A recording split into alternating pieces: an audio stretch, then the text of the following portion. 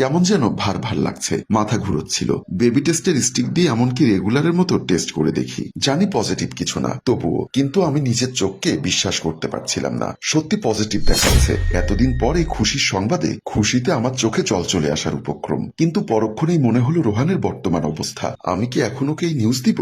সে তো তখন অনেক বেশি অভিনয় করবে, আমার যত্ন নিবে, কিন্তু বাসার বাহিরে তো সেই সেম সেম। আমার সন্তান এক চরিত্রহীন বাবার পরিচয় নিয়ে বড় হবে, কেন যেন এটা মেনে নিতে পারছিলাম না। ইচ্ছা করছিল নিজেকে আর নিজের সন্তানকে খুন করে ফেলি, না হয় রোহানকেই খুন করে ফেলি। কিন্তু আমি তো মা হতে চলেছি। মা, এই ভাবনায় আমার চারিদিক মুখরিত হয়ে উঠেছিল। পরক্ষণেই আমার সন্তানের অনিশ্চিত ভবিষ্যৎটা আমি মেনে নিতে পারছিলাম না। ভাবলাম মিমকে আমাদের মাঝখান থেকে সরাবো, না হয় আমি নিজেই ওদের মাঝখান থেকে সরে যাব।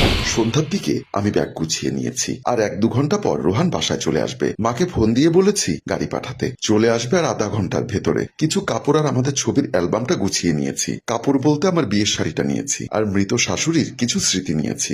ড্রাইভার আসতে আসতে ভাবলাম একটা চিঠি লিখে ফেলি। কি লিখবো বুঝতে পারছিলাম না। বুকের ভেতরটায় একটা বিরাট আকারের পাথর জমে আছে, প্রকাণ্ড বরফের মতো। একটা খোঁচা খেলেই যেন পানির বন্যা বেরিয়ে আসবে। কোন রকম লিখলাম, ডাইনিং টেবিলে রেখে চলে যাব। আমি ব্যাগ নিয়ে বের হয়ে যাই। রাতে রোহান আসে, আর রুমের দিকে যেতে কাগজটি দেখে। সে কাগজটি হাতে নেয়, তাতে লেখা আছে, রোহান, তোমাকে সারা জীবন আমার